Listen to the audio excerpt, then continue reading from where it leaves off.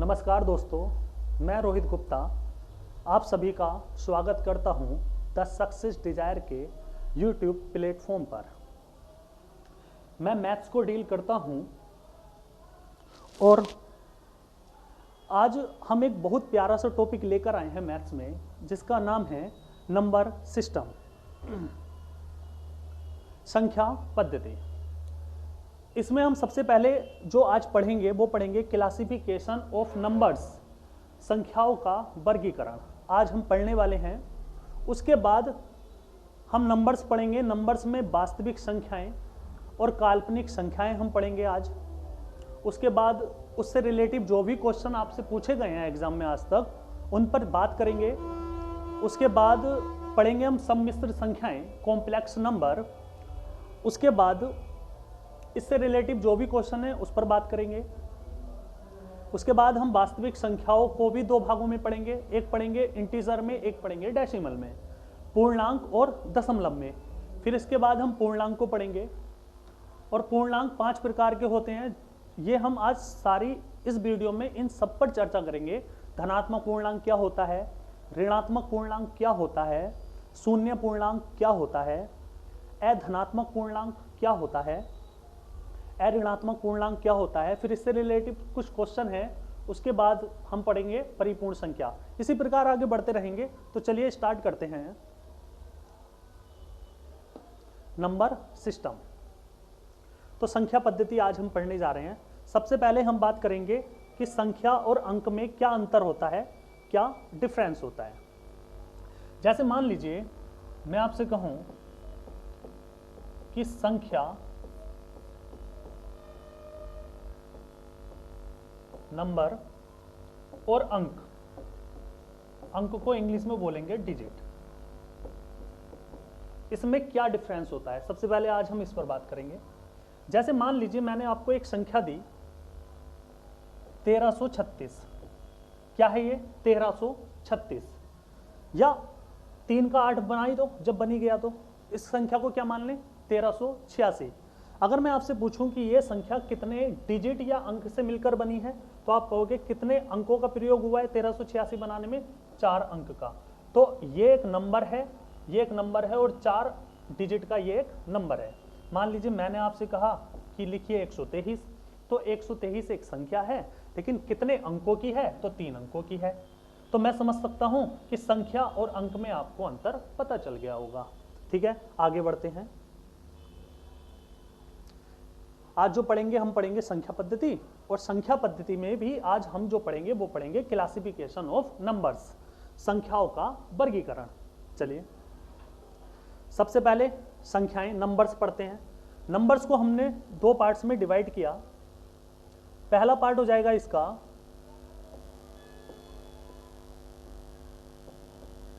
Real number, और दूसरा part हो जाएगा इसका इमेजिनरी नंबर, इमेजिनरी नंबर।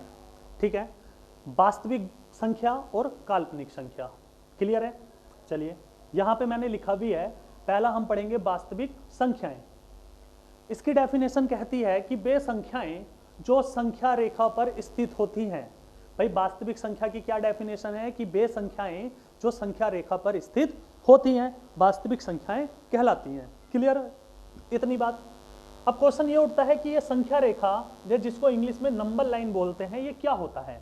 तो ऐसी लाइन जो किससे घिरी हो, नंबर्स से। ऐसी लाइन जो किससे घिरी हो, नंबर्स से घिरी हो। तो कह सकते हैं कि -∞ से +∞ की तरफ जाए, और बीच में क्या है 0, यहां पे आए प्लस का 1, यहाँ पे प्लस का 2, यहाँ पे प्लस का 3, यहाँ पे प्लस का 4, और इसी प्रकार ये कहाँ तक जाएगा, प्लस के इन्फिनिटी तक जाएगा। उसी प्रकार अगर 0 के हम लेफ्ट साइड में चलेंगे तो आएगा -1, -2, -3, -4, और इसी प्रकार कहाँ तक जाएगा, ये माइनस के इन्फिनिटी तक जाएगा।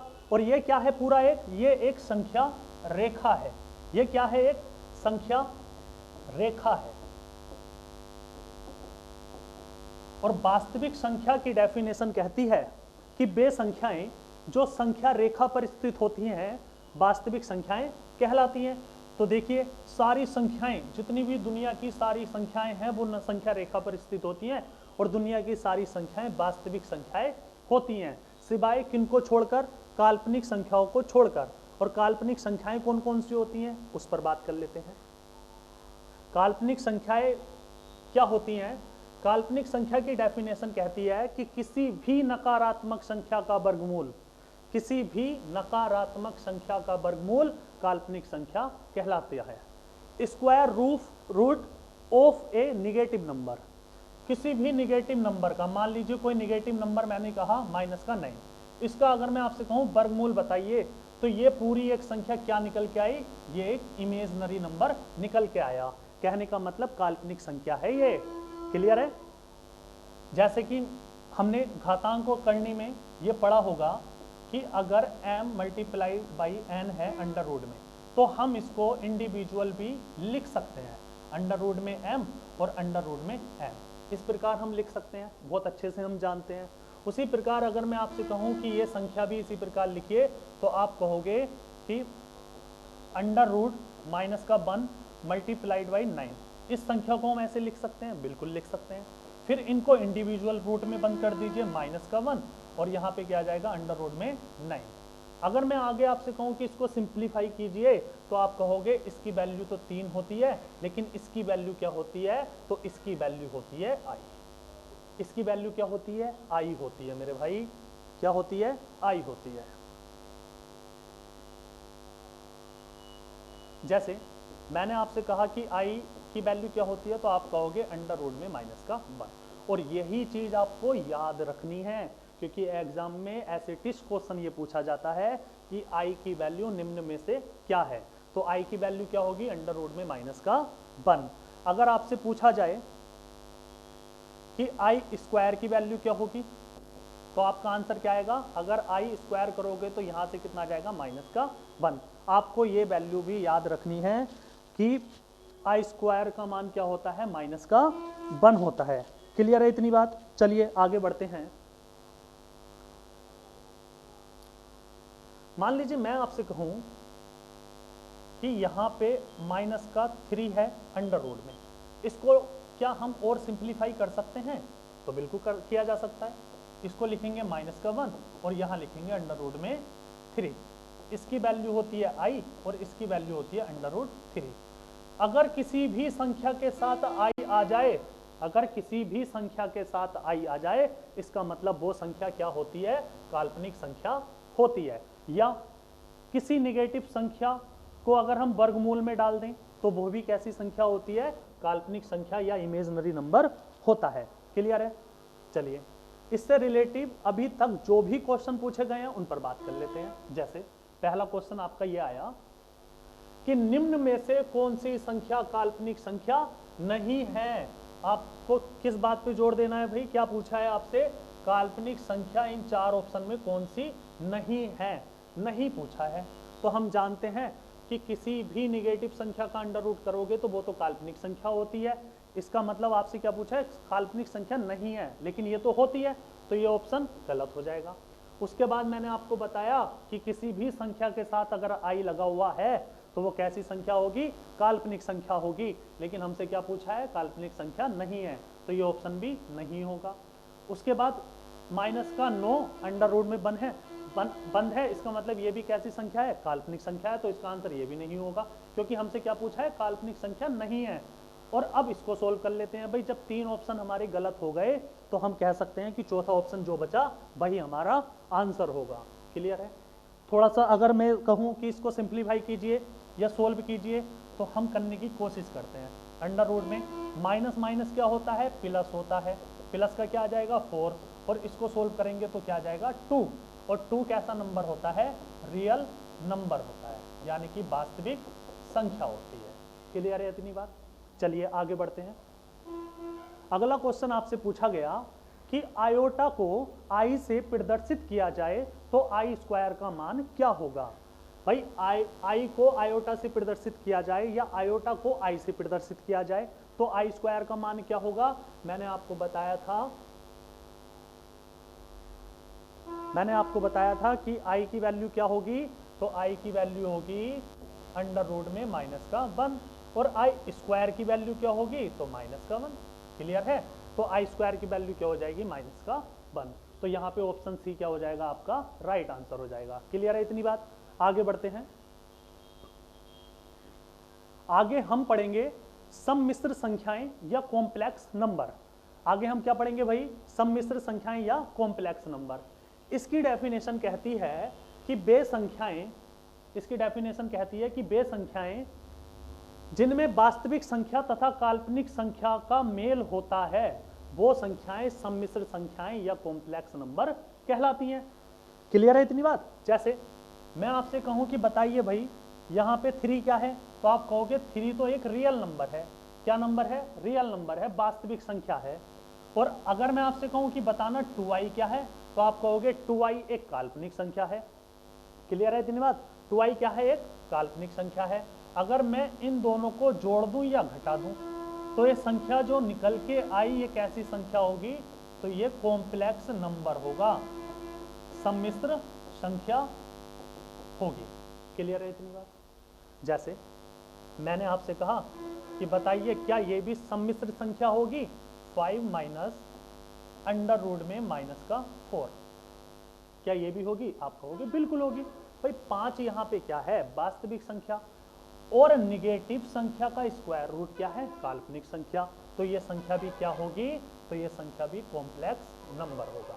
क्लियर है? अगर मैं आपसे कहूँ क्या इसको थोड़ा सा और सोल्व किया जा सकता है, तो आप कहोगे बिल्कुल किया जा सकता है। करते हैं चलिए। 5 माइनस का 1 और 4, इसको ऐसे लिख सकते हैं, 5 माइनस का 1 अंडर रूट में और 4 अंडर रूट में। 4 5 माइनस, इसकी वैल्यू होती है 2, इसकी वैल्यू होती है i, तो हम सोल्व करके कह सकते हैं 5 माइनस 2i। यहाँ पे भी एक रियल नंबर हो गया, ये एक वास्तविक नंबर ये हो गया, और काल्पनिक संख्या ये हो गई। और इन दोनों के मेल से जो भी संख्या बन के आएगी वो संख्या क्या कहलाएगी, सम्मिश्र संख्या या कॉम्प्लेक्स नंबर कहलाएगी। क्लियर है? चलिए आगे बढ़ते हैं।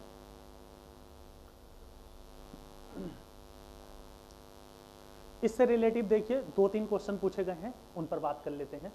जैसे पहला क्वेश्चन पूछा गया आपसे कि सम्मिश्र संख्याएं किसके मेल से बनती हैं। अरे ये तो आपको रट गया होगा, किसके मेल से बनती हैं भैया, वास्तविक और काल्पनिक संख्याओं के मेल से बनती हैं। क्लियर है? अगले क्वेश्चन पे आते हैं। अगला क्वेश्चन कुछ नहीं है, चलिए अब हम पढ़ेंगे वास्तविक संख्याएं। अब वास्तविक संख्याएं कितने पार्ट्स में डिवाइड की गई, तो वास्तविक संख्याओं को हमने 2 पार्ट्स में डिवाइड किया है। क्लियर है? पहला पार्ट्स क्या है, पूर्णांक इंटीजर, और दूसरा इसका जो भाग है वो क्या है, दशमलव डेसिमल। क्लियर है? दशमलव हम लोग बाद में पढ़ेंगे, सबसे पहले पूर्णांक हम पढ़ लेते हैं। पूर्णांक भी कितने प्रकार के होते हैं मेरे भाई, 5 प्रकार के होते हैं। पूर्णांक कितने प्रकार के होते हैं, 5 प्रकार के होते हैं। जिसमें पहला क्या होगा, पहला होगा धनात्मक पूर्णांक, पॉजिटिव इंटीजर। क्लियर है इतनी बात? दूसरा क्या होगा, ऋणात्मक पूर्णांक, नेगेटिव इंटीजर। तीसरा क्या होगा, शून्य पूर्णांक, जीरो इंटीजर। चौथा क्या होगा, अधनात्मक पूर्णांक, नॉन पॉजिटिव इंटीजर। और मेरे भाई पांचवा क्या होगा, अऋणात्मक पूर्णांक, नॉन नेगेटिव इंटीजर। ये पांचों प्रकार हमें पूर्णांक में पढ़ने हैं। तो चलिए पहले पे आते हैं।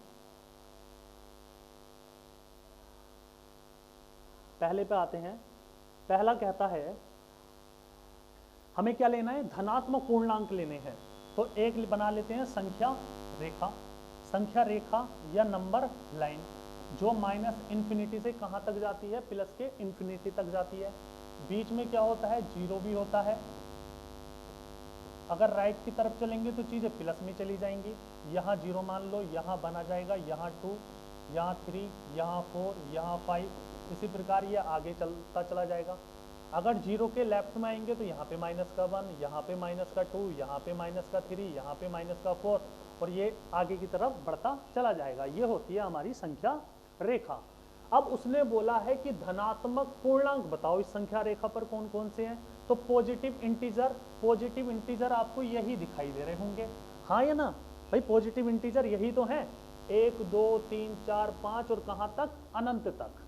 तो पॉजिटिव इंटीजर या धनात्मक पूर्णांक का जो सेट आएगा वो क्या आएगा मेरे दोस्त, 1 2 3 4 5 और कहां तक, अनंत तक। और इसी का दूसरा नाम क्या है, इसी का दूसरा नाम क्या है, इसी का दूसरा नाम है प्राकृतिक संख्या।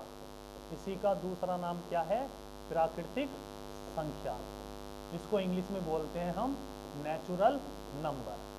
क्लियर है। क्वेश्चन ये बनता है अक्सर एग्जाम में कि बताइए प्राकृतिक संख्या का दूसरा नाम क्या है, तो आपका आंसर आएगा धनात्मक पूर्णांक। या इसका रिवर्स आ जाए क्वेश्चन, ये आपसे पूछ ले कि बताइए धनात्मक पूर्णांक का दूसरा नाम क्या है, तो आपका आंसर क्या आ जाएगा, प्राकृतिक संख्या। और इसका सेट कहां से कहां तक जाता है, 1 2 3 और कहां तक जाता है, अनंत तक जाता है। क्लियर है इतनी बात। अगला क्या आएगा, अगला आएगा ऋणात्मक पूर्णांक, निगेटिव इंटीजर। तो ऋणात्मक पूर्णांक, निगेटिव इंटीजर, तो निगेटिव इंटीजर हमें लेने हैं और निगेटिव इंटीजर हमें दिखाई दे रहे हैं। इसका जो सेट बन के आएगा वो क्या आएगा, इसका जो सेट बन के आएगा वो आएगा -1 -2 -3 -4 -5 और कहां तक, माइनस के अनंत तक। तो ऋणात्मक पूर्णांक का या निगेटिव इंटीजर का जो सेट बनकर आएगा वो -1 -2 -3 और कहां तक जाएगा, माइनस के इन्फिनिटी तक जाएगा। क्लियर है इतनी बात। चलिए आगे बढ़ते हैं। अब तीसरा जो पूर्णांक आया वो आया 0 पूर्णांक। अब 0 पूर्णांक में जो सेट होगा वो क्या होगा जी, तो 0 पूर्णांक में एकमात्र 0 होगा। क्लियर है इतनी बात।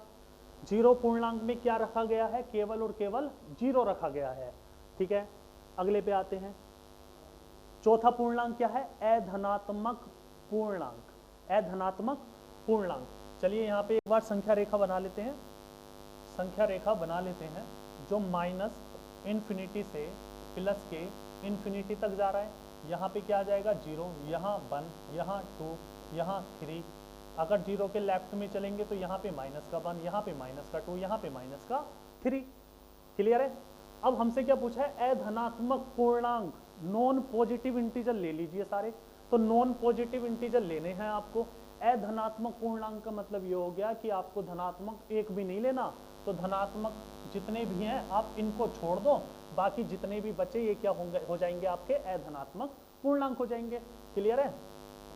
तो अधनात्मक पूर्णांक का जो सेट निकल कर आएगा वो क्या आ जाएगा, 0, -1, -2, -3 और कहां तक, माइनस के अनंत तक। क्लियर है इतनी बात भी। आगे जो चौथा टाइप हो जाएगा, पांचवा टाइप हो जाएगा, वो हो जाएगा अऋणात्मक पूर्णांक, जिसको इंग्लिश में बोलते हैं हम लोग non negative integer. Non negative integer मतलब आपको निगेटिव कोई भी नहीं लेना। निगेटिव जब आपको कोई भी नहीं लेना, इसका मतलब निगेटिव वाले छोड़ दो, बाकी संख्या रेखा पर जितने भी बचे वो इस वाले सेट में आ जाएंगे। तो कौन कौन से बचे, 0, 1 2 3 4 कहां तक, अनंत तक। तो चलिए अऋणात्मक पूर्णांक में जो सेट निकल कर आएगा वो क्या आएगा, वो आएगा 0, 1 2 3 4 कहां तक, प्लस के अनंत। क्लियर है। और अऋणात्मक पूर्णांक का दूसरा नाम क्या है, ये सेट किसका है, ये पूर्ण संख्याओं का सेट भी है। क्लियर है इतनी बात, जिसको इंग्लिश में बोलते हैं हम लोग होल नंबर। तो आपसे क्वेश्चन ये पूछा जा सकता है कि बताइए पूर्ण संख्याओं का दूसरा नाम, आपका आंसर आएगा अऋणात्मक पूर्णांक। क्लियर है। आगे बढ़ते हैं, इससे रिलेटिव कुछ क्वेश्चन ले लेते हैं। जैसे पहला क्वेश्चन में पूछा गया है कि धनात्मक पूर्णांक का दूसरा नाम बताइए।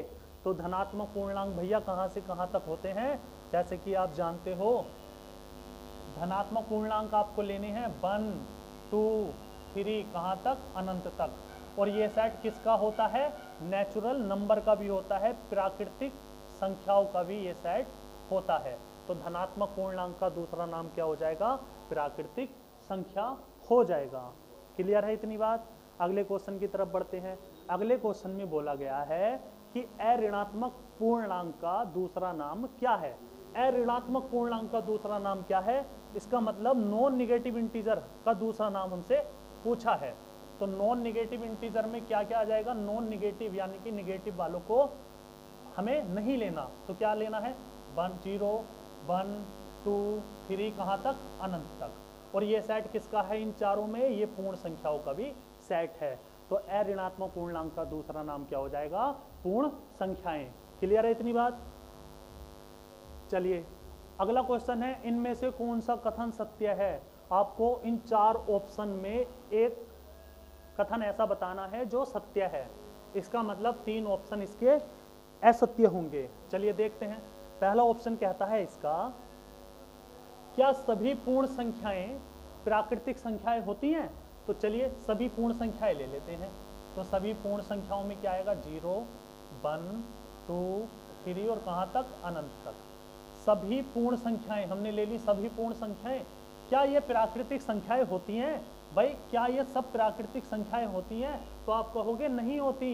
भाई यहाँ से यहाँ तक अगर हम चेक करेंगे तो प्राकृतिक संख्याएं होती हैं, लेकिन क्या 0 भी प्राकृतिक संख्या होती है?